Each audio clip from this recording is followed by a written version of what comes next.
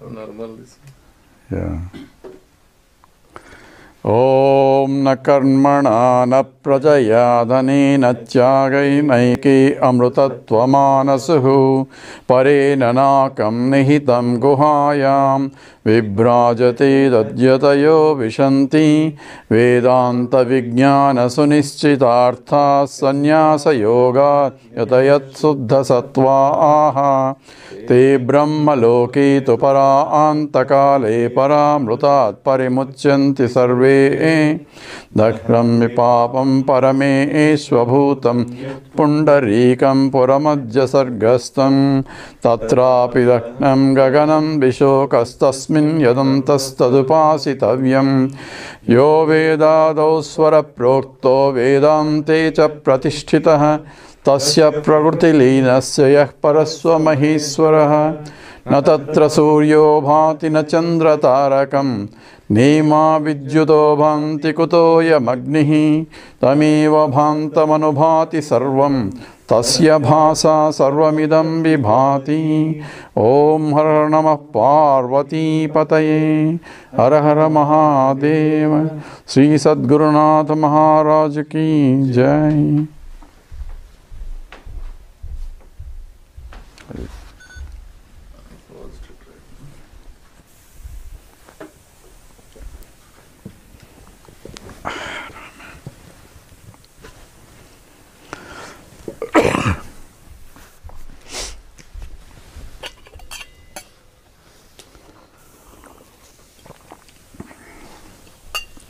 We'll do 3 Oms and Sahanavatu on the Guru Stotra.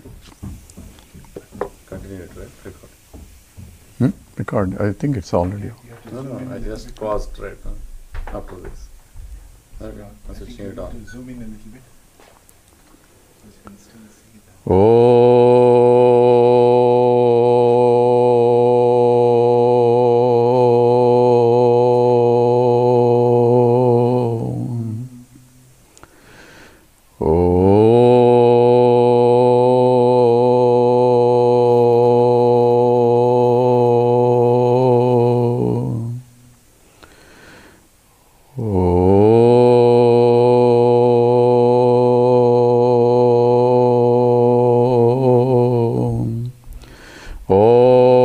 Sahana bhavatu, sahanau bhunaktu, sahaviryam karavavahai, tejasvina vadhitamastu ma vidvishavahai. Om Shanti Shanti Shanti. Guru Stotram. Akhanda mandalakaram vyaptam yena characharam tatpadam darsitam yena tasmai Sri Gurave Namaha.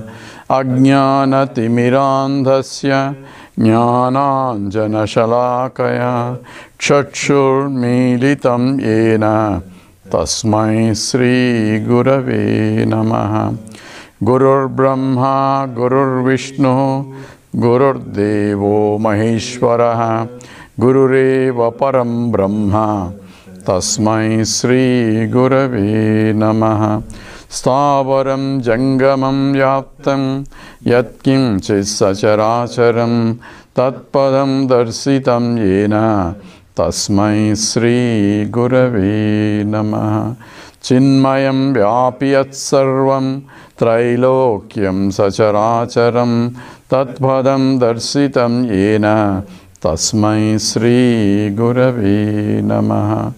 Tvameva Mata cha Pita Tvameva, Tvameva Bandhuscha Sakha Tvameva, Tvameva Vidya Dravidam Tvameva, Tvameva Sarvam Mama Deva Deva, Tvameva Sarvam Gurudeva Deva.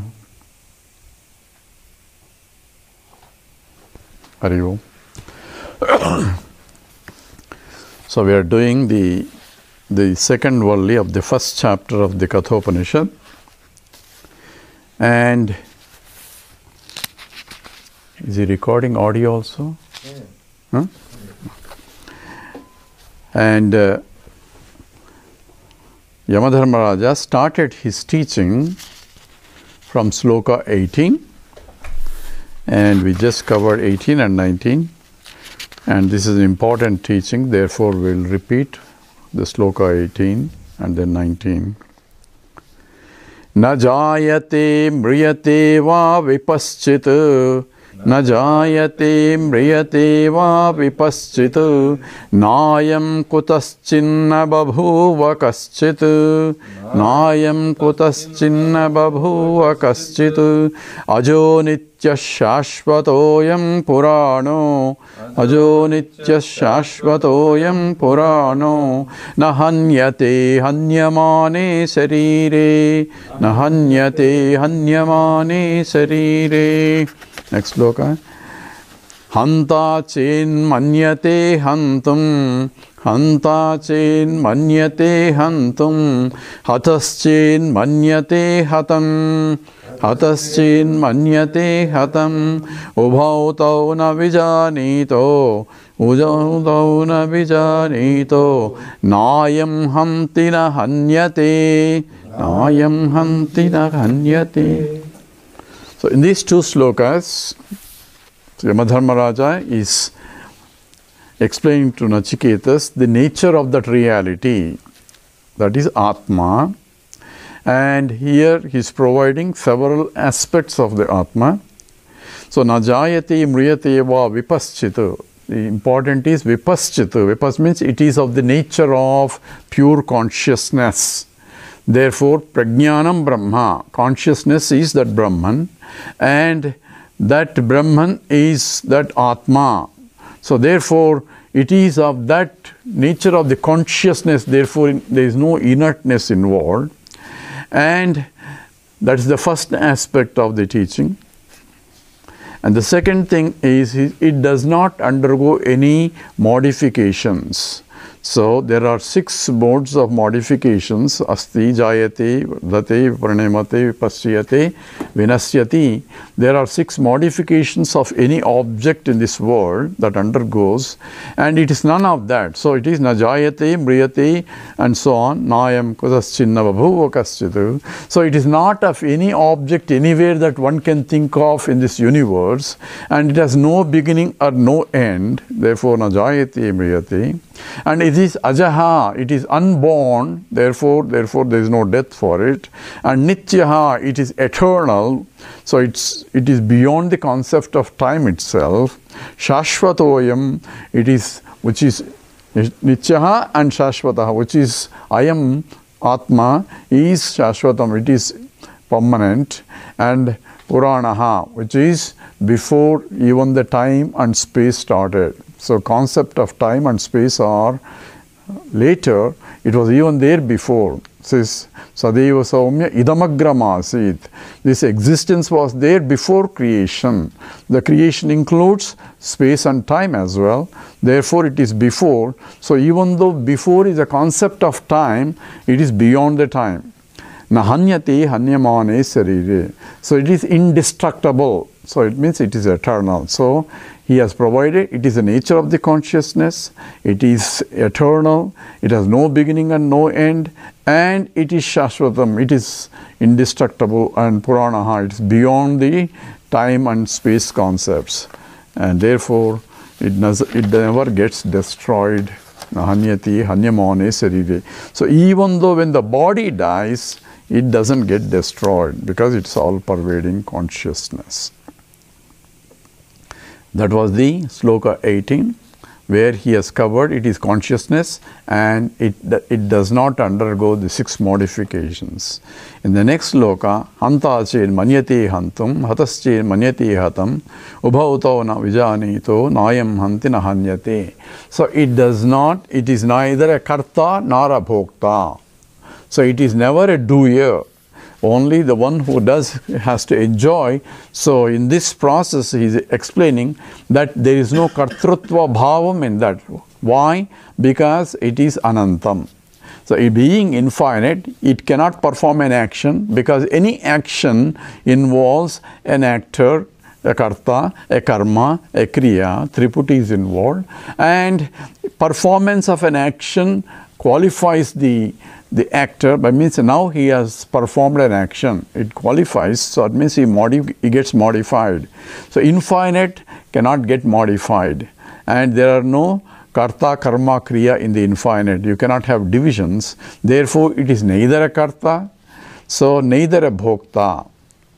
And that is the nature of Atma, is being emphasized, but is stored in a different way, that if somebody thinks that he has killed, or somebody thinks that he has been killed, both do not know the truth. So, because neither there is an actor nor an enjoyer in this. So, it is an indirect way saying, akartaham, abhoktaham, aham avyayaha. That is a statement by the scriptures. But these are some of the statements, as I said, comes out from the, or taken from this to the Gita. Krishna essentially copied this in a sense. So, enam vetti hantaram, yaschainam manyate hadam, ubhautau na vijanito, nayam hantina hanyate. So, essentially he copied exactly the last two lines and the essence of that also in that. So, that is the nature of the Atma. So, from this we have to understand, whenever I have a notion that I am a karta, that is a wrong notion, because we do not know what we are saying. Because if the fellow says I kill, means he is a karta, he doesn't know na vijanati, he does not know that he can never be karta. So therefore, whenever I have a notion that I am doing, I have to do, I did, and all that, this is a superimposition on something which is not really true. So who does it? It's a good question. Who does it is Prakriti does all these things.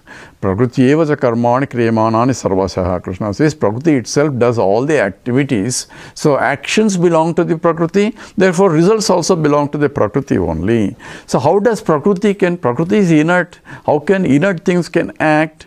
Inert things can act under my guidance. So see this whole suyate chatarasa Prakriti produces under my Maya adhyakshena prakritihi suyate sacharacharam. All these things are being done under my adhyaksha, means blessed by me, it does. But I am not responsible for it. That's how one has to understand. It's my blessing, means how does it bless? That's a good question. Why should it bless, and how does it bless? It blesses because it is there as a conscious entity, and by its blessing, means by its very mere presence of it itself. It's not blessing for blessing's sake, it is just there by itself. But in its very presence, the mind, the subtle body gets activated by its mere presence of the Atma, and in the activation, it starts executing the actions because of Karana, because of the causal body. Vasanas are propelling for it to act, therefore it acts. So now who is responsible? Say, just as in I think there is an Atma Bodha sloka that we are covering. We are not covered yet, but in the presence of the sun, and everything, whole life on the earth is getting activated. So presence of the sun, if you ask the way, is sun responsible for all the actions? Sun is not responsible. He is only shining, and because of his sunlight, all the plants are producing food, and people are eating, the energy is coming, the whole energy, whole life process is still getting activated, and the whole life is going on. And if there is no sun at all in the solar system, there won't be any life activity. So therefore, mere presence of the sun makes the life pulsate on the earth. The Prakriti is acting like that. And sun is not directly responsible, yet it is because of the presence of the sun only it is being done. In the same way, Atma is self-shining. Its nature is brilliance. That's why vipaschita. It is of the nature of consciousness, and in its presence, whatever the equipments that reflect the consciousness also become conscious entities, just as the moon is become a luminous entity, although the luminosity does not belong to the moon, but in mere presence of the sunlight, it reflects the sunlight, and it has now become a luminous body in the sky.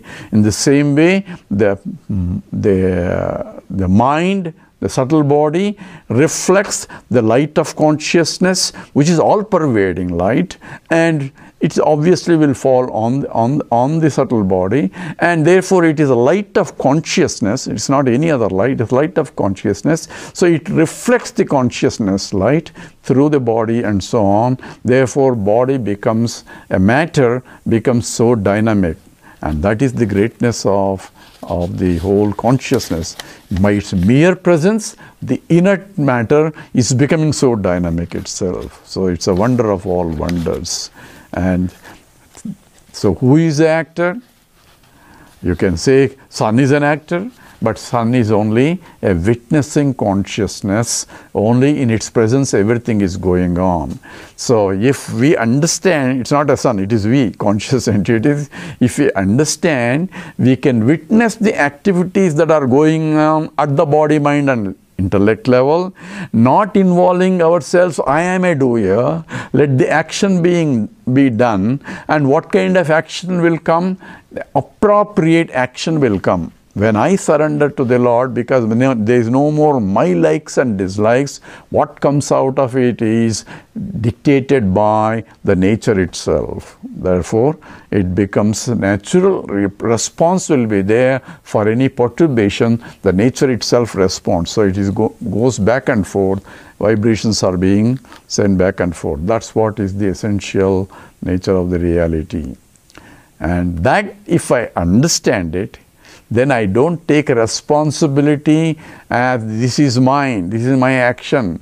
But if I take responsibility, then I suffer the consequence of that action, and also the impression that is left behind the action, whether I like or not, and that becomes a vasana, and the vasanas become desires of the intellect, desires become agitations of the mind, agitations to the action, action to the desire. This cycle goes on, and that becomes where we get into vicious circle.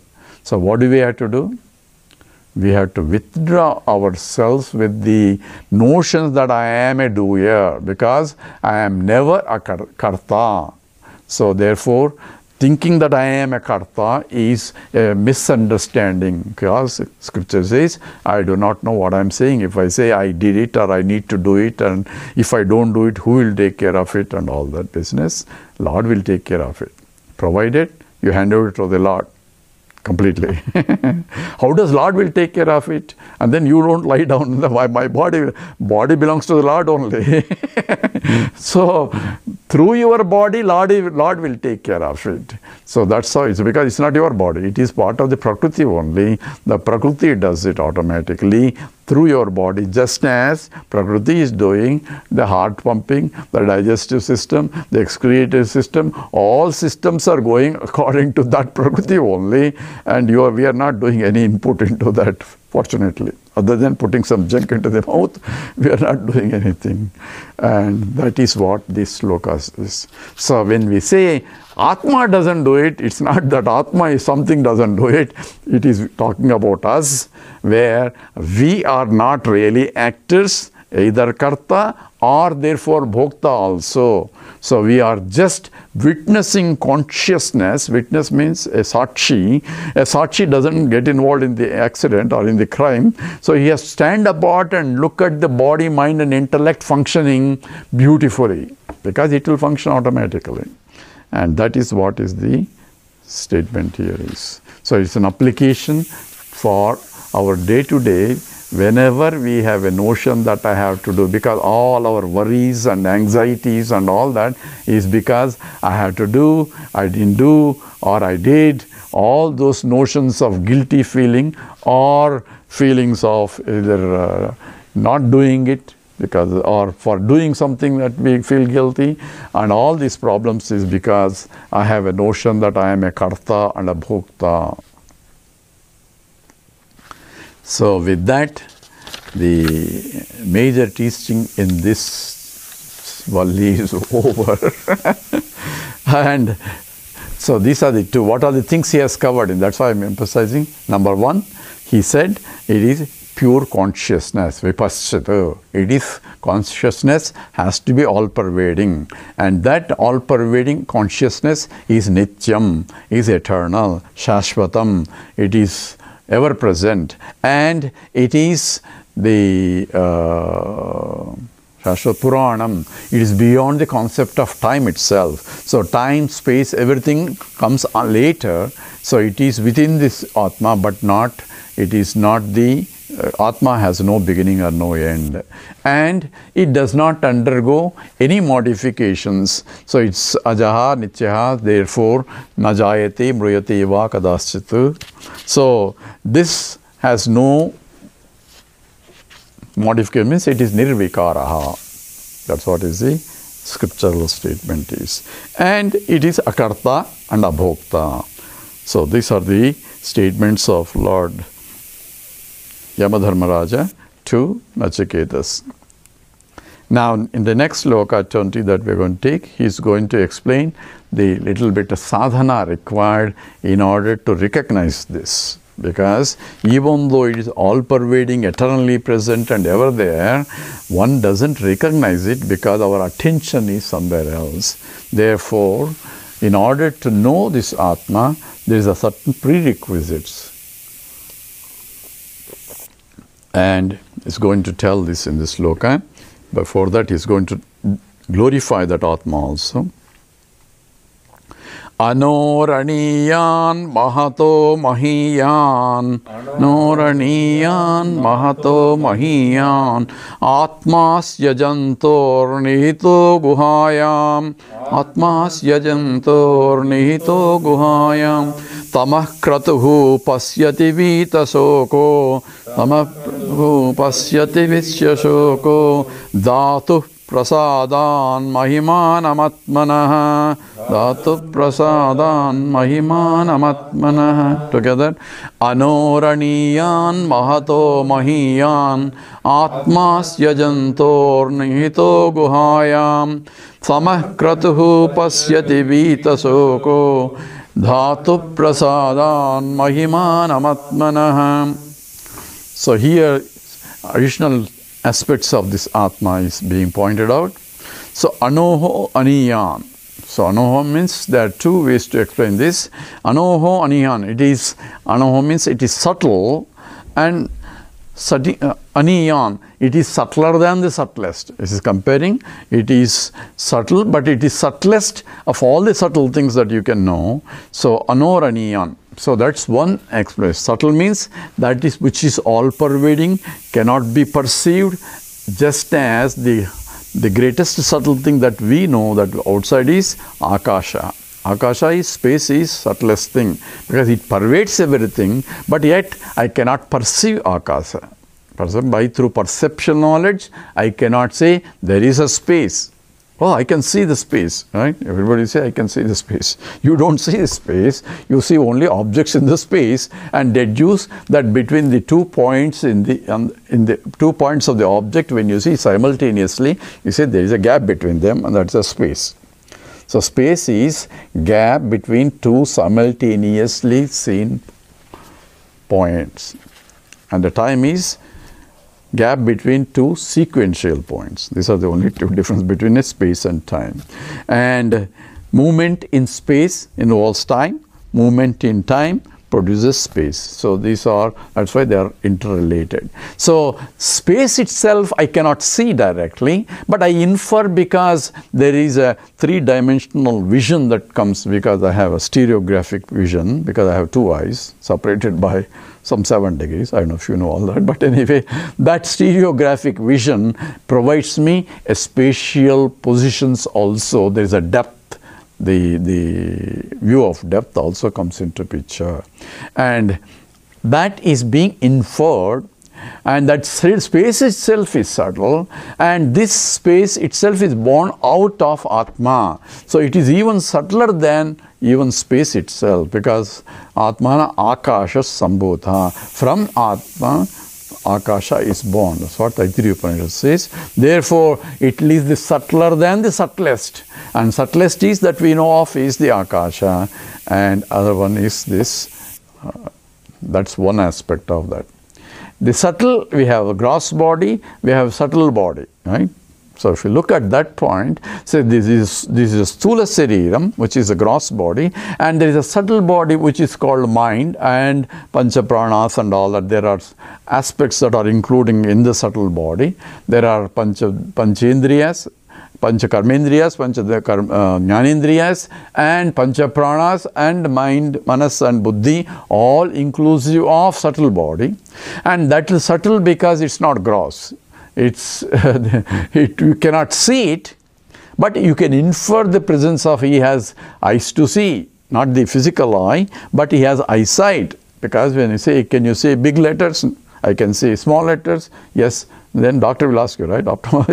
Can you say smaller? He has to ask you, and you have to tell him, and then he can tell. He can see up to this vision, 20/20 or 40/30 or whatever. He has to infer based on what you give input into them. So one can infer the presence of the subtle things by observation, by the perception of the object things, and this has to be inferred because this is the subtlest of the subtle. So how do I infer the presence of Atma? By analysis only. Just as you infer from that, but it's not by inferential, but it has to be understood, because without me, the conscious entity, so conscious entity, I don't have to infer I am a conscious entity, because I know. Right? So, are you conscious? Yes. How do you know? I am able to hear you, therefore I must be conscious. I don't have to infer that. It's not logic. It is a fact that I know that I am. I don't need any means for me, because it's self-proven. Whereas other ones I had to use either pratyaksha pramana or anumana pramana, either the perceptual knowledge or the logical deduction, deductive or inductive reasoning I have to use in order to deduce the fact from what I see. But here I don't need to see, I don't have to infer, but I know I am there. How? Because I am swata siddham. I am self-existing and self-conscious entity. Therefore, I don't need any pramana, any means of knowledge to know that I am there and I am conscious. All pramanas are valid only because I am there and I am conscious. Therefore, how do I know I am there? It is self-evident that you are there. Problem is not that you are conscious, you know you are conscious, you know that you are exist, but I know I exist as this. That's where the problem. I take myself this as I am, as an existing entity, not just the pure existence without any this. So I have to reject all this, neti, to arrive at pure existence that is there, that pervades everything. That has to be subtler than. So where is this glass exists? Glass is there. I say glass is. Glass is not. Glass is. When you say glass exists, but where that existence, I had to use a subtle, because it's not a property or product of this glass, but it pervades the glass, and it's not limited by the glass, and even if the glass is removed, existence is there, and that has to be inferred by analysis. So therefore it is anoraniyam, and it is the subtler than the subtlest. The second aspect of anoraniyam is it is smaller than the smallest also, because next one is mahatomahiyan is there. So it is there in the smaller than the smallest, even so-called God particle just now they discovered, which is so small, and yet it is there because God particle is. Because if it is not there, you cannot find it. So when you say God particle is, that means existence is pervading even that particle also, and also outside the particle too. Therefore, it is there in the smaller than the smallest, as well as Mahato Mahiyam. It is bigger than the biggest, even though galaxies is. So anything is implies the existence is pervading that also. So it is beyond the, so it is outside is also there is ease. Outside is also is means outside the galaxy also there is existence, and therefore where is the existence or where is the galaxy? We can only say the galaxy is in the existence, because existence is in the galaxy, existence is outside the galaxy. So it's not the existence is in the galaxy, galaxy is in the existence. So it is Mahato, it is bigger than the biggest. Whole universe is. So what's beyond the universe? If there is beyond the universe, that is also is. So it also exists. So existence already pervades that also. Therefore it is bigger than the biggest. So if I had to find out where do I have to go to find it out? So I want to find out where Brahman is. So where can I? It is there in smaller than the smallest and bigger than the biggest. So what should I do in order to see Brahman now? I had to see Brahman in everything that I see, smaller than the smallest and the bigger than the biggest. Brahman is there as pure existence. Okay, that has to be understood. So how far I had to do? What do I have to do Brahman? Oh, now I have studied all Vedanta. All I had to sit down and do meditate, because I had enough of this Vedanta classes. I still don't know. I have to sit and meditate. Nothing will happen. If what happens is only you go to sleep. What is required is use the Vedanta knowledge to see what Vedanta says. Then that understanding has to be understanding as a fact rather than just as a thought. It is a thought is only a paroksha jnanam. Yes, Vedanta says it is there everywhere. It is not something is there, it is you is talking about. Existent consciousness that you are is pervading everything, because he already said it is vipaschita. Vipaschita means it is a nature of consciousness, but I am seeing only unconscious entities here. But consciousness has to pervade the unconscious entity for me to know that unconsciousness is, because a conscious entity only can say unconsciousness entity exists also. So that is what essentially has to be understood in this. Anoraniyan mahato mahiyam atmasya jantor nihito guhayam. But it can be localized as though, it is a quote unquote as though, atma asya jantoho nihito guhayam. So guhayam nihita, it is seated in guhayam, in the cave. Cave of what? In the cave of the heart. So what is a heart? I think we did this sloka, or I don't know, anyway. It's okay, we'll do it again. So in the heart is essentially, according to Vedanta, it is on this side of the body. So because we say I am, right? Where are you? I am here. So when you are pointing out I am, we don't point out I am here, I am anywhere, here, there. We point out here. And that's where I am is there from the point of. But where is that? The very essence of I am is the guha, because it is the nature of consciousness. Therefore, that is the heart of my individuality. If you say, what is the heart? Heart is the heart of the problem is the essence of the problem. So essence of the individual says jantoho. Jantoho means all beings. Where exactly is that? Because the tree doesn't have any heart. I don't know if they have heart. So where exactly is the Atma for the tree? It says, because it's Jantu means all beings also. Therefore, it is the essence of it, because of which tree is alive, and without the tree is not alive. That is essentially the. If the tree can talk, it will say, I am a tree. It will start with, I am a tree. Right? Otherwise, it will say. So, which means that I am is completely covering the whole thing. At the same time, it is the central essence of the tree, and the same way, Guhayam is the innermost essence of the individual, and that is where this consciousness exists. Atmasya jantor nihito guhayam. And that's what the statement of Krishna also. I am there in everyone's heart. Right? Kuddheshu tishtati. In the heart I am sitting there. So, who is that I am?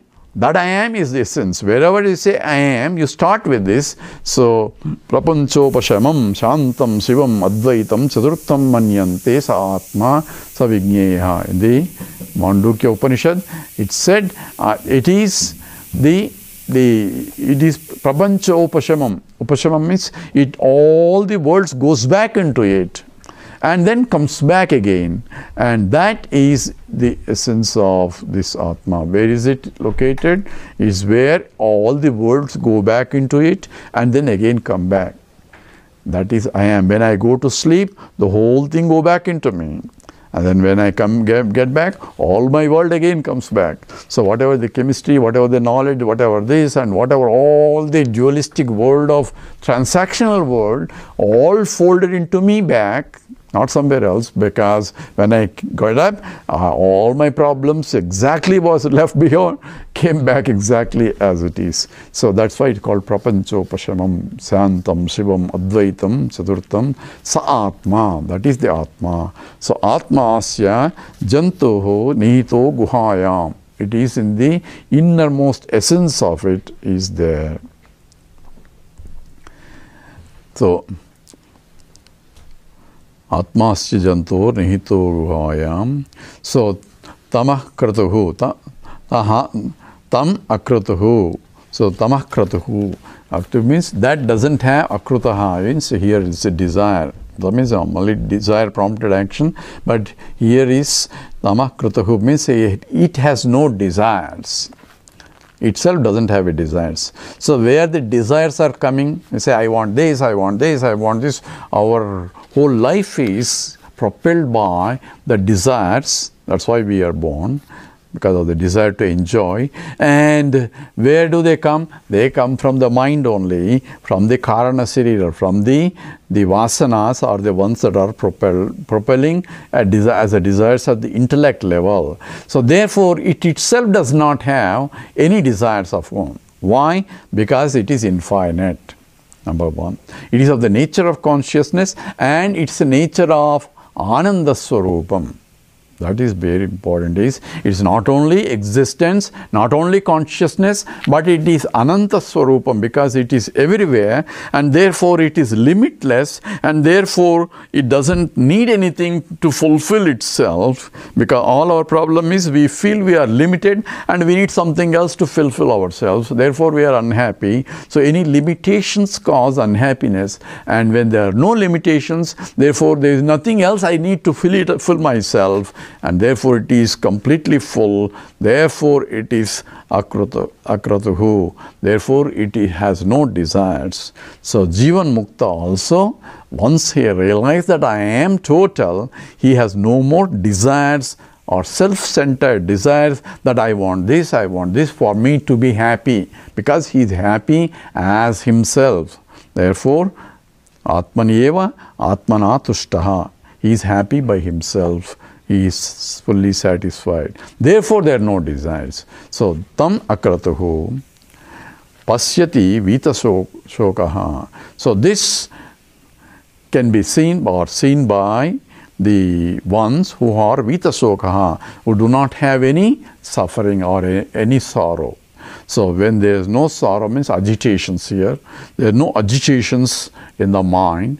Means whose mind is completely pure, those minds who are settled on calm and contented, they are the ones who can pasyati, they are the ones who can see. So here now he is giving us the nature of Atma and how to see also. How do I know Atma? This is one of the requirements. One is vita shokaha. So vita shokaha means shokaha is the suffering, but suffering comes when my mind, whenever I have suffering, my mind gets agitated, worried and all that. That's why I show my suffering. Everybody will know that I am suffering because my mind projects and my face also shows the expression. Therefore, vita shokaha means involves mind free from any agitations. Any agitations are not there because there are no vasanas are propelling me, I need this, because agitations come when I feel myself inadequate and therefore I want this and I don't need this, or I am having this, and so on and so forth. All those modifications of the mind are calmed down because I am contented by myself.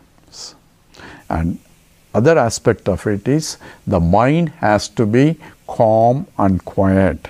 So any disturbance perturbs the mind, and therefore I cannot know clearly.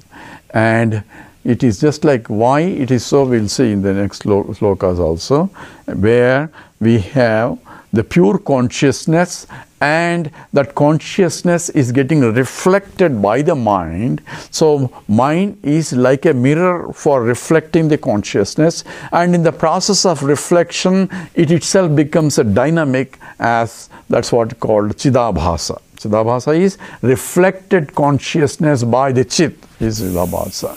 And I, who is reflected consciousness, identifying myself, I am the mind, I am the body, I am the intellect, is a jiva. So it's essentially all-pervading consciousness by itself has nothing. It is just all-pervading consciousness. No desires, no knowledge, no ignorance, nothing of the side. No word can be told about that, because all the words will return back. Navagachati namanaha. So, Yato vacho nivartante aprapya manasa saha. All the words cannot go there, and mind cannot go there, because it's not that can be quantifiable, describable, and all that, because it is of the nature of infinite. Yet, all the descriptions are there in the book also, right? Vedas and everything is describing which cannot be described, saying that it cannot be described. And so all the descriptions are only pointers, lakshana vakyam, pointing in the direction for us to think about it, in that where self-revealing Atma gets revealed itself or will be known by itself. That process is required. In order to do this process, my mind has to be concentrated in that direction to inquire what is the nature of Atma. Therefore, Vita Shokaha becomes a prerequisite for the mind to inquire. In fact, for any knowledge, if you are worried about it, you can't listen to any subject, in any class you cannot listen, because the mind is agitated and doing something else. So for any knowledge to take place, the mind has to be clear. And if the mind itself is like a pool or a mirror, and when the mind reflecting medium is disturbed, even the reflection also gets disturbed. So consciousness is also perturbed as though, and therefore the guy, a conscious entity, is also perturbed because he is worried, right? So that is what Vita Shokaha. So in the process, the one who does not have any Shoka is Pasyati. He can see. So Pasyati here means it's not like a seeing as an object, like I can see. Means, do you see what I mean? That seeing, that means you understand. You understood. How do I understand it? Because Kathopanishad just said, I don't know those who attended, those who understand it not. It's not an understanding as a fact, as a thought. It's an understanding as a fact. I am. Is indeed that true?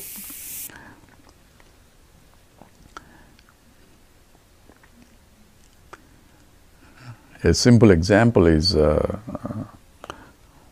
think I must agree. It's on the full moon day, full moon night. On the full moon night, looking at the on the earth, things are getting shining, or getting illumined by the moonlight. And when you're looking at that object, and the object are seen because the reflected light falling on the moonlight, falling on the object and coming back to your eyes, and that's what the image is forming, and that image you are seeing, right? This is the process. Now, when you are seeing the moonlight that is getting reflected by the object. Now, looking at that light, you are seeing the object, but it's actually a light you are seeing. Looking at the light and recognizing it is the sunlight. That's the meditation.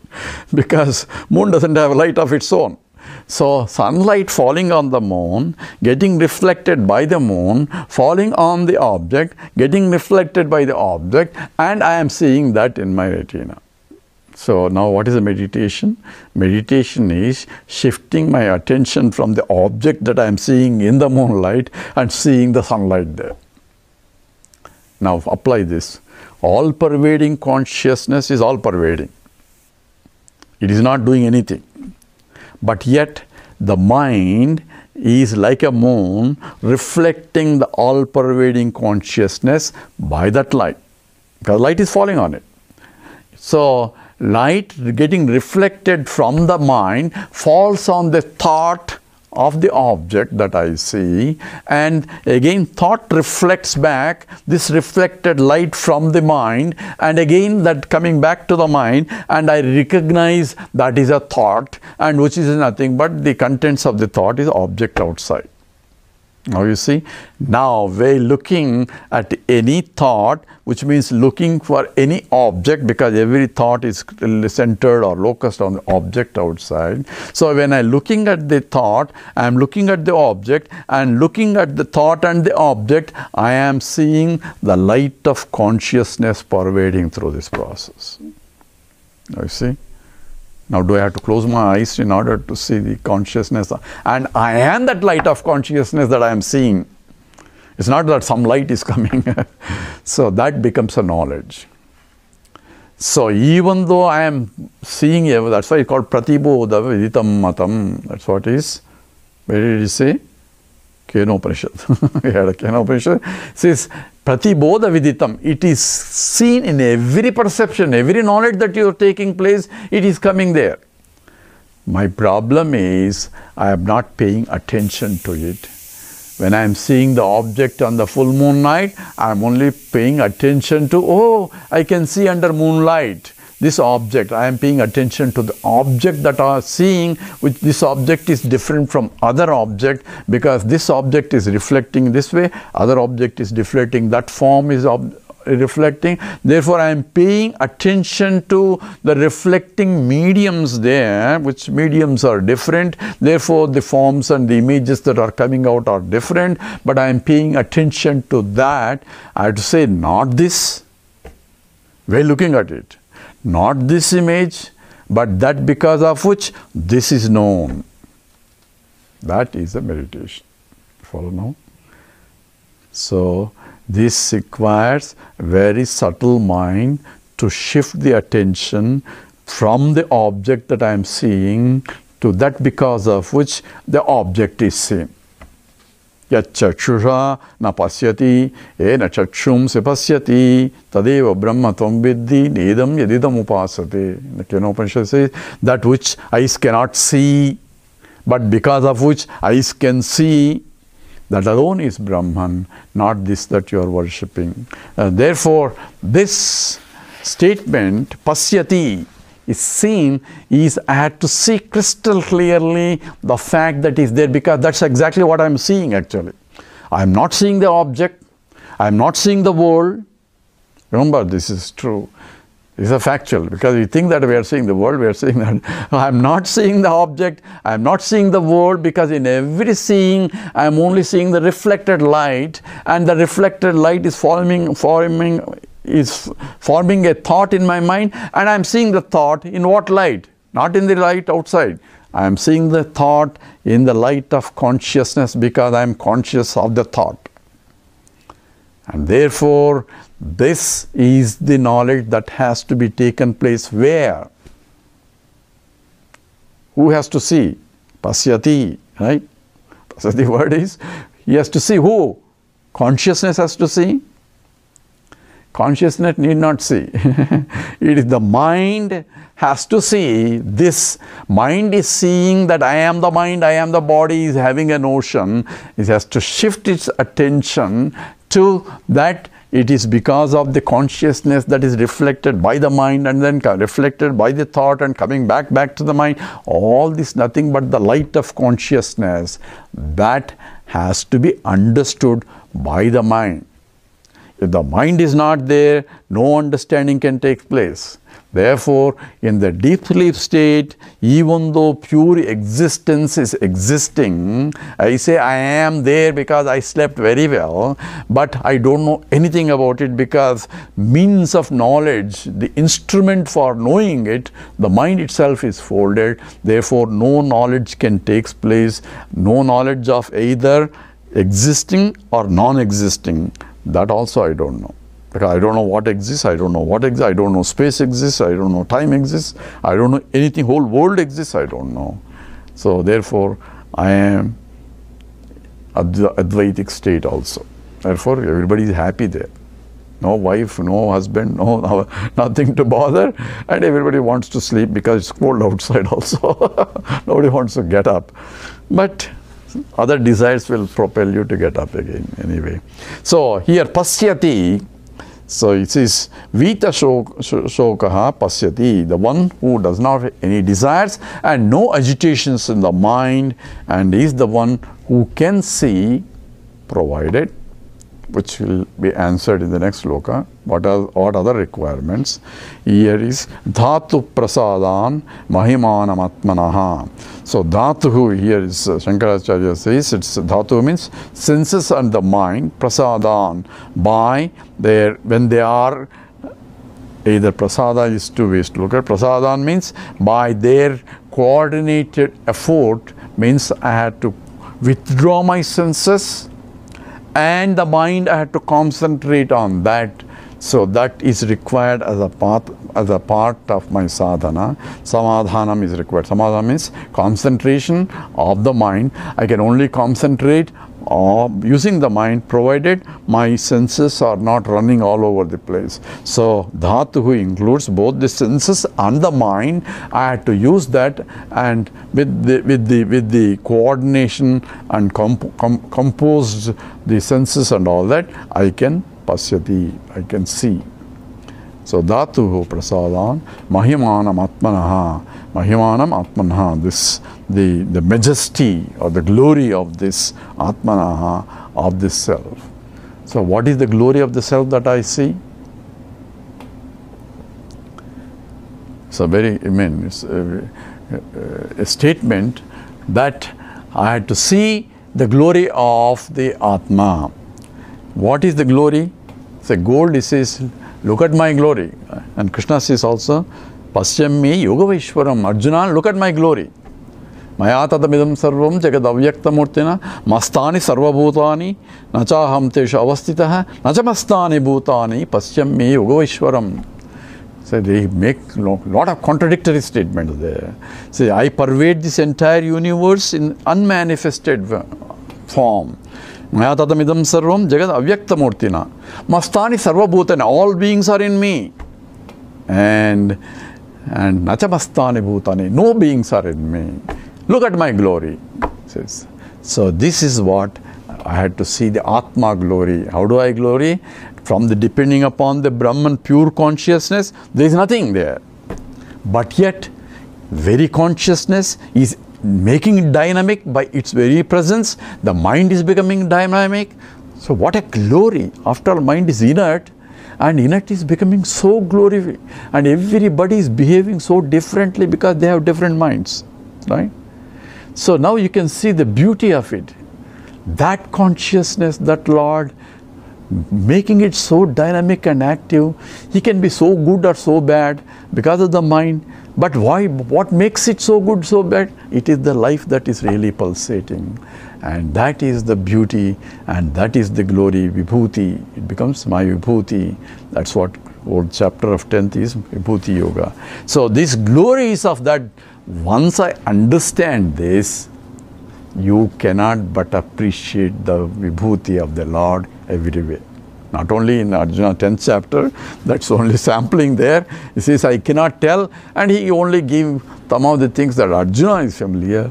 Now we can use the same knowledge and understand everything is becoming so dynamic and active, and people are running left side and people are running other side. Everybody looking for happiness, people are complaining, other people are making others to complain. All this life goes on and on and on. It is now, it was there in thousands of years ago, same problems. They were also worried about how to raise their children, how to make sure that they get education, all that. It will be there thousands of years from now on, the whole thing. But we think our life is most important. But if you stand apart and look at the drama of life itself, then it is fun. It becomes a beauty, that becomes a glory of that consciousness that I am. Either you can say it is the beauty of the Lord pulsating everywhere, or you can say it's my own glory. If nobody is listening, you can say it's my own glory, or if other people say for courtesy's sake, it's the Lord's glory. Look at the beauty of the Lord. So, Mahimanam Atmanaha. These are very profound slokas.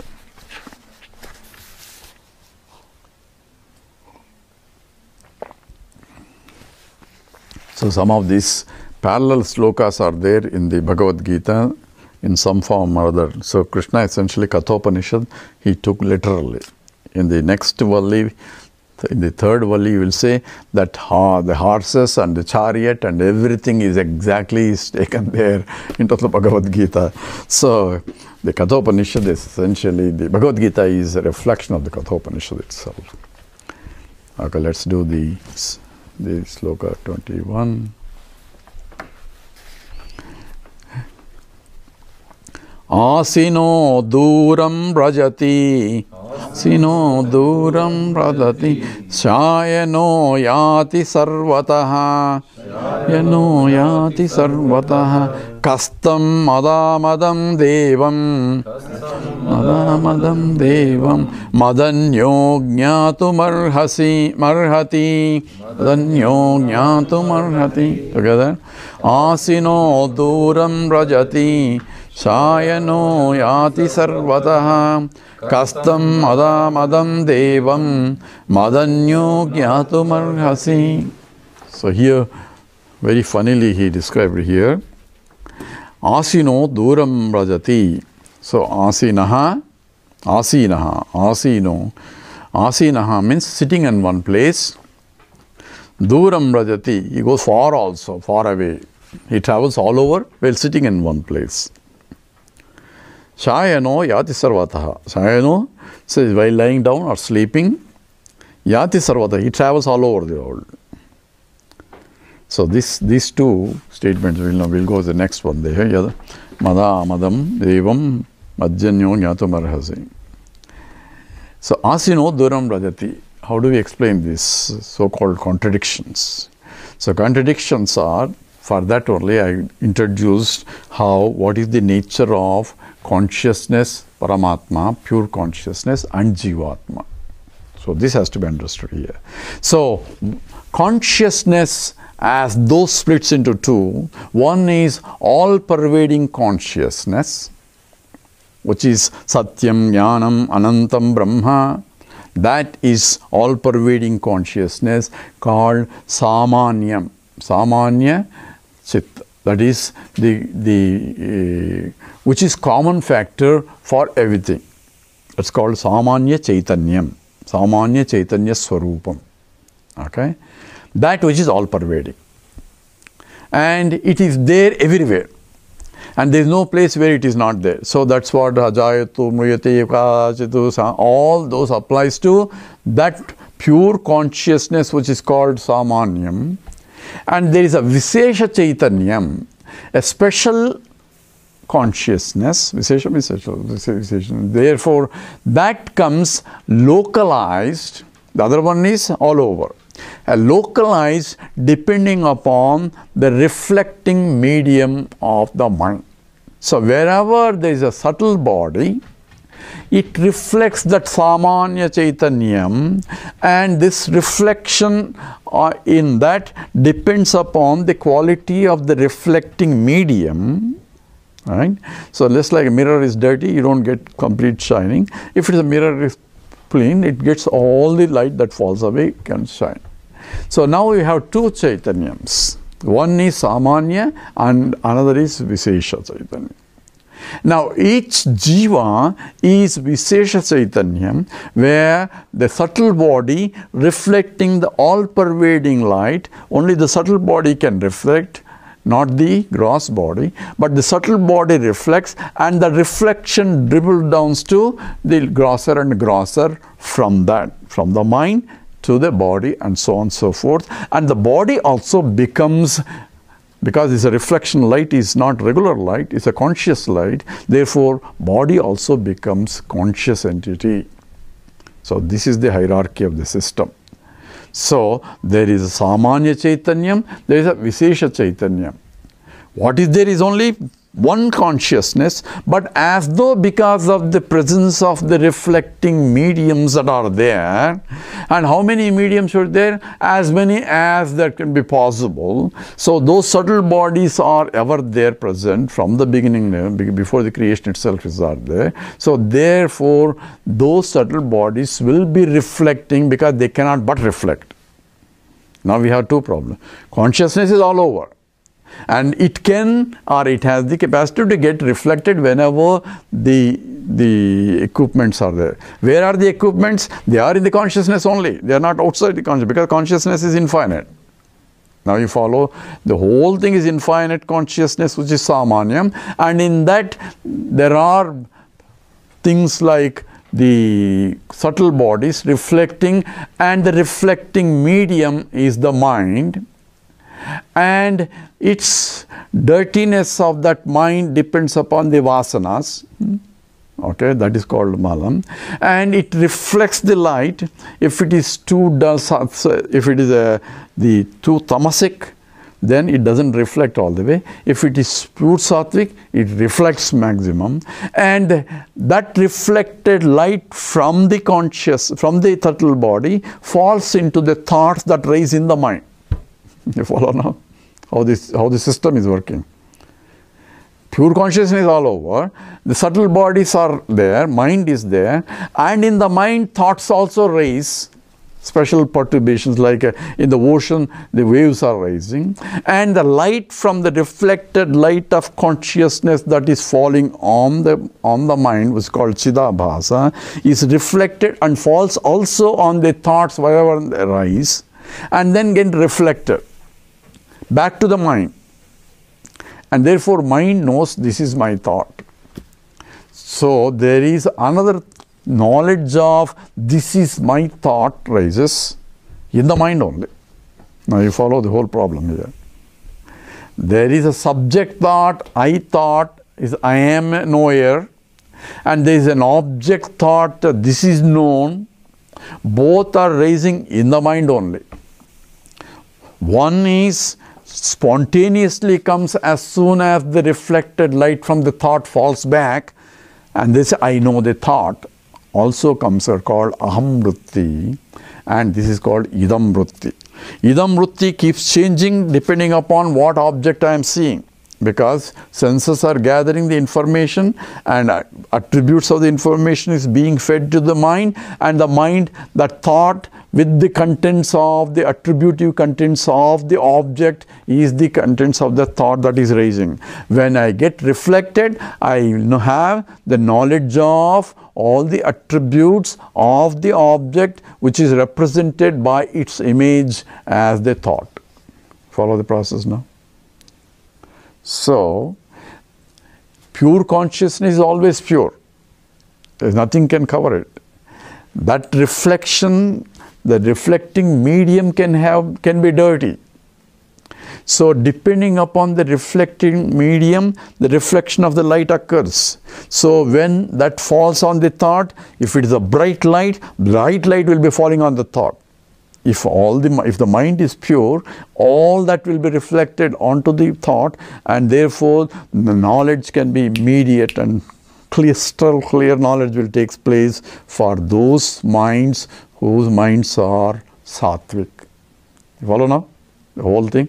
So some are intelligent, some are not intelligent, all are depending upon the mind now, the purity of the mind. If the mind is perturbed, the reflected light is also perturbed, and further reflection gets more perturbed, so I won't have any knowledge, that clear knowledge that takes place. I understand, I don't understand, right? So all this is nothing to do with the pure consciousness that is pervading. This is understood now. Now each jiva is traveling from America, India to America, and all over the place. So the subtle body is traveling all over. Pure consciousness is not traveling anywhere. It is always there, because it is eternally present everywhere. is infinite, so it cannot even travel. Achalam, achaloyam sanatanaha. So that is infinite, cannot travel anywhere. Only finite things can travel, and finite things is only the equipments. Their mirror is moving around as though, and wherever the mirror is, reflection is going on.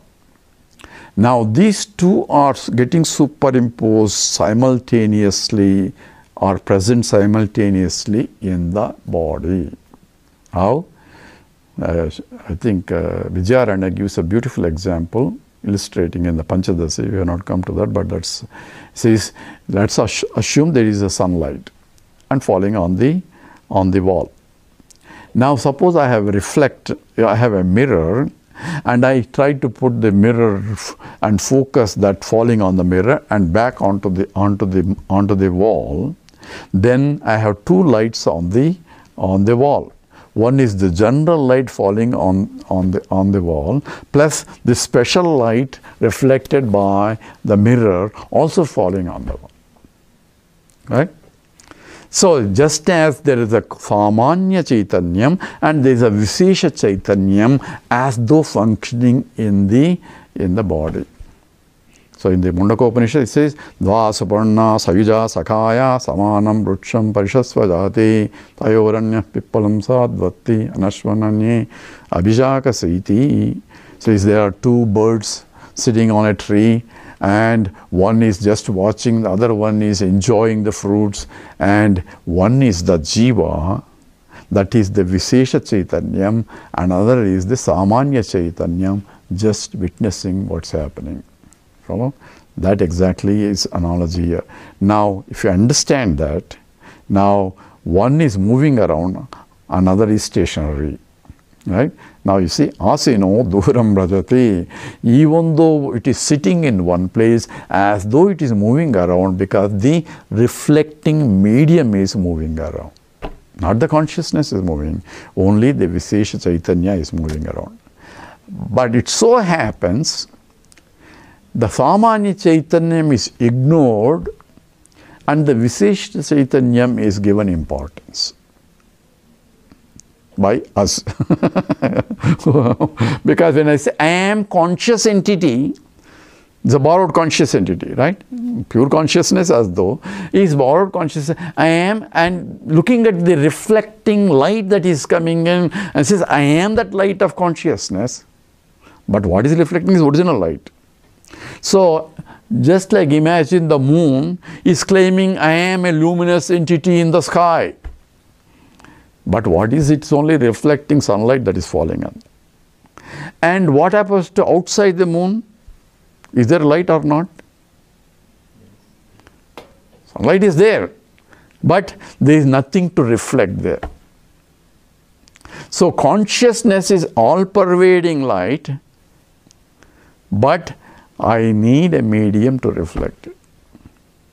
Now think about this a little bit, because I need a mind to realize there is a light there. Follow? I need a moon to know that there is sunlight there. Without the moon present, then there is no reflecting there. Even though sunlight is not there, it cannot be recognized. Moon is not creating the sunlight. Moon is only reflecting what is there. But without the medium there, I cannot recognize the Samanya Chaitanyam. Follow now? In other words, I need the mind to reflect the consciousness, and using the reflection, I had to recognize that it is the original light that is getting reflected. And I am the original light.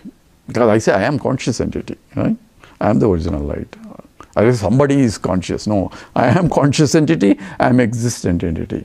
So that shift, that's why mana eva manushyanam karanam bandhamokshayoho. Mind is responsible for both the bandham, bondage, as well as the liberation. How do I get liberated? How am I going to realize? I use the mind, and I say it is becoming consciousness or conscious entity because of me only. Because it's also an object that I know. It can be objectified. Hey, my mind is disturbed. How do I know? But I know. So when I know, that means I am able to see my mind getting disturbed. So with what instrument I know that my mind is disturbed? Using what? Mind. This is where the subject, that's why he says, I had to meditate on, I don't want to see, I don't have it's beyond the mind. What is beyond the mind? How do I go beyond the mind? I need the mind to go beyond the mind. That means I am not any of the reflections, but I am the original light. I had to understand using reflections that is taking place. Without the reflections, I cannot recognize the light. It's a very important statement, because say I want to go to meditation where I don't want any thoughts. You go to sleep. It's not the thoughts, but taking the thoughts as a real and paying attention to the contents of the thought is a problem. I see the thoughts, and in my presence they are reflecting, and I am having a knowledge of the thoughts. Therefore, any knowledge that takes place, I am there as consciousness, because of which I am conscious of this. That is the real meditation. And that is the real knowledge also. There is no other knowledge. Consciousness, Samanya Chaitanyam, doesn't need anything. It is Samanya, it is all-pervading, eternally present. Nothing can go there, nothing can be described.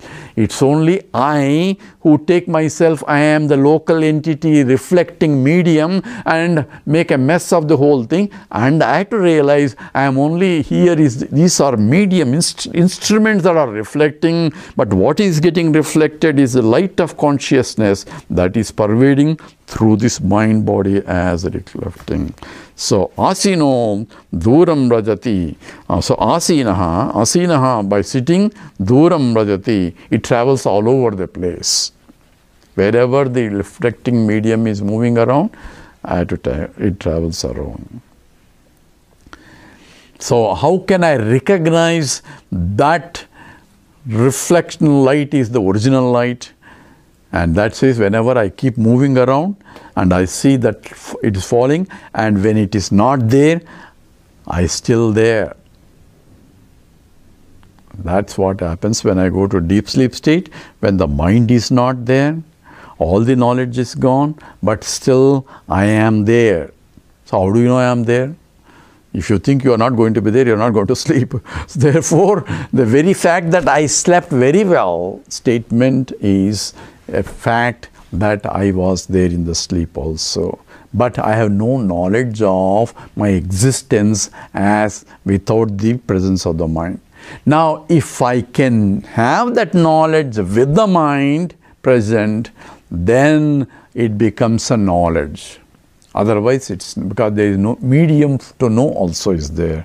Mind is required to know, to have the medium. Therefore, the mind has to be there. At the same time, one has to recognize that asinaha duram rajati. While sitting in one place, I am witnessing consciousness, and I am seeing the mind moving all over the place also. Duram rajati. I am seeing the body is moving, so I am light of consciousness. I am shifting my attention to the pure light of consciousness that is all pervading. Samanyam.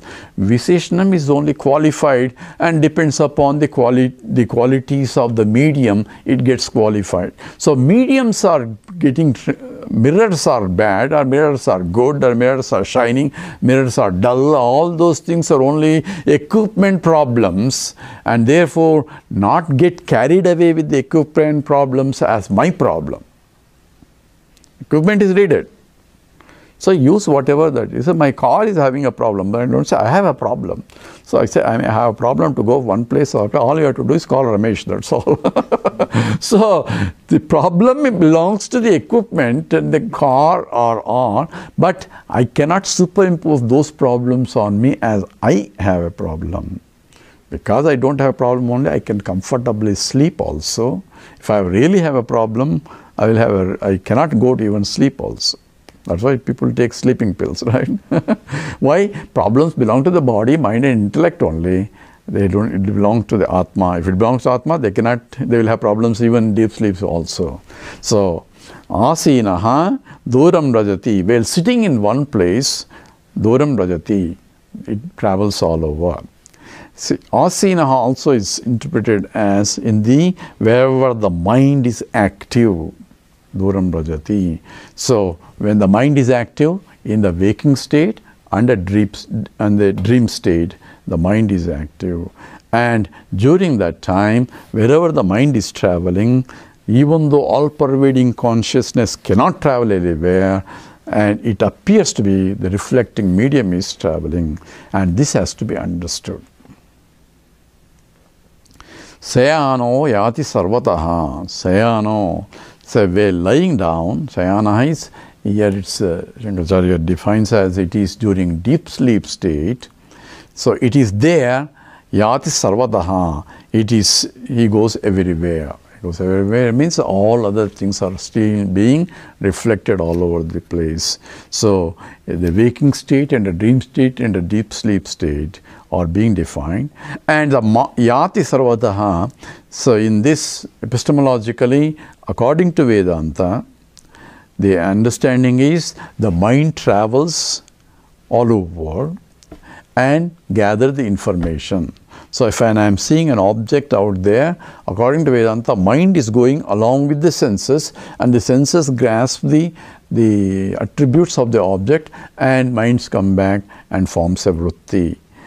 So in the Yaksha Prasna, one of the questions asked is, what is the one that is the fastest that travels? And Yudhishthira says, it is the mind. Mind travels. You're sitting here, you can go to India and come back where the Vedanta class is going on. So you can have a return ticket without paying even any plane fares. So that travel can be done. So it is sarvasha, it travels all over, well, lying in one place. Well, in the deep sleep state, it is folded, therefore there cannot be any travel for the mind. Therefore, only Samanya Chaitanyam is there as a consciousness existence. So I am is there, and therefore I slept very well, I say. At the same time, says whenever is awake, it travels all over the place. Kastam madamadam devam. So kahatam, so who for whom, say mada amadam, who mada amadam, Madam amadam, rejoice or not. Mada is joy, enjoying or not. Devam, the gods. Madanyo jnatum arhati. So this, other than me, who can know? Here Yamadharmaraja is saying that other than me, who can know this truth? And here it looks like an egotistical statement by Yamadharmaraja. Says, other than me, anyaha jnatum arhati. Who is fit to know all this? So here Shankaracharya says, Madanyaha means here is the one who has prepared his mind to see, other than those who can see the reality of this. Even though it is ever present, even though it is there everywhere, it cannot be recognized, and it expresses itself mada amadam. Whether it is one is happy or one is not happy, one is joyful or one is not joyful, it is ever there. The Samanya Chaitanya is ever there. All joys and sorrows and all that are only modifications of the mind only. When it is perturbed, it is unhappy. When it is calm and quiet, it is pure consciousness, so happiness comes. In fact, any happiness comes when my mind has quietened down or contented. A mind which is contented is a happy mind. So even the happiness that I get by fulfilling a desire is not from the objects that are fulfilling, it is from the mind consciousness only, because at that time when the desire is fulfilled, my mind has become calm and quiet, and the pure consciousness, which is of the nature of Ananda, is getting reflected by the mind. So stronger the desire, more the agitations, and when it is fulfilled, the mind is calmer, and therefore more intense is the happiness that I see at that time. So agitationless mind is the happy mind. So here says, Kam taha, who that or him, that Mada Amadam, who rejoices not, that is the Devam God. Madanya, other than Jnatum Arhati, who can know this? So those who have purified the mind, Chitta Suddhi, or who have the required qualifications for the knowledge, they only can see, even though it is all the time there, everywhere there. In order to see, I need to have a proper understanding. To have that understanding, I have to have at least the motivation for that. He's going to tell that in the next sloka also. We have what? Few more minutes, we can do that. Ashariram sarireshu, sariram sarireshu, anavasteshu avasthitam, avasteshu avasthitam, mahantam vibhumatmanam, tam vibhumatmanam, matvadhiro nasochati, matvadhiro nasochati. Together. Ashariram sarireshu anavasteshu avasthitam mahantam vibhumatmanam matvadhiro nasochati. Asariram sarireshu. It is without a body in all the bodies. Anavasteshu, in all the avasthas, avasthitam. It is as though seated. Mahantam vibhu atmanam matvadhiro nasochati. So in all asariram, sarireshu, asariram, it doesn't have any body, but it's all there in all bodies. So all shariram, siddhyate iti shariram. Shariram means that which deteriorates, is called shariram. So in all these equipment that are BMI, shariram means includes sthola shariram and sukshma shariram and karana shariram. The gross body, the subtle body and the causal body, all three shariras. And in all that, it is there at the same time as what? Asarireshu, it doesn't have any body of its own. So in every body it is there. Every body from amoeba all the way to the human, it is there because the reflected light of consciousness is there wherever there is a mind, a subtle body. And expression of the subtle body with all the five senses of Jnanendriyas or Karmendriyas depends upon the Indriya capacities. Okay?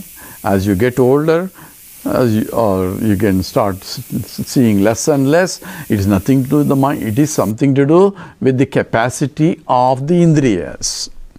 So, although I am equipped with 5 sense organs and 5 this one, the functions of that depending upon the body also, depending upon the equipment that I have. So, even though the trees and all the animals, they also have all the karmendriyas and jnanendriyas, only they have senses that can operate depending upon the particular anatomy. Okay, so that is nothing to do with the limitations of the original one. It is there, but it is folded or it's not expressing itself. So trees may not have all the 5 sense organs, and all other animals, all other amoebas, microorganisms, all those things may not have, even though their subtle body is still there for each. So only in Christianity, only the jiva is there only for the human beings. For them, they don't have souls for the animals. But so that they can eat the animals, I guess. But for us, every living entity is expression of the Lord, because the life is there. Whenever say life is there, it is the subtle body has to reflect as a consciousness. Therefore, there is a subtle body. What makes life versus not life? It is the subtle body. So what is the death? It is nothing but leaving the subtle body from the gross body. So where does it live? It wants to find another gross body where it can enjoy. It has vasanas and desires, and found out that this particular body is useless anymore for its enjoyment, and then therefore it travels. Other people are crying, but it is going seeking another body to enjoy itself. Go to heavens if they are, or go to other type of lokas to enjoy only. So therefore, the body the problem is it is the subtle body versus the gross body. All pervading the Samanya Chaitanya everywhere. The subtle body reflects that light of consciousness and become a Vishesha Chaitanya, and that is expresses through the equipments depending upon the capacity of the equipments. Capacity of the mind, if it is a dull mind, it only expresses the dull, only tamasic qualities of the body. This fellow is couch potato only, doesn't do anything, because that's how the mind is. And some people are active, rajasic, and that's because of the Rajaguna. And some people are studying and all the time, or intelligent or wise, and that's because of Sattva Guna. These gunas of that body, of the reflecting medium, is because that's Prakriti. Prakriti is the Gunatmikam, and that is the one that is expressing itself, but nothing to do with the pure consciousness, which is Gunatitam. So, Asariram, Sarireshu, in all their bodies, it is being expressed as the bodies, even though it does not have any particular body. And subtle body keeps going and coming in all lokas. And subtle body is also dropped only when I have no more desires to exhaust using subtle body. That means no more vasanas. That means I have understood that I am a pure consciousness. That means only a Jivan Mukta will not have any more association with the existing bodies. So even though he has existing in the body, he doesn't have, he is not embodied or is not bounded by the body. But pure consciousness is Ashariram in the Sarireshu. Therefore, Sarira is required for expressing that consciousness in order for transactions. I need a gross body for me to transact in the world. I need a subtle body to think, to feel, to emotions, all that subtle things are required. So all these bodies are required for particular. Anavasteshu avastitam. So I will go over in that sloka more in the next.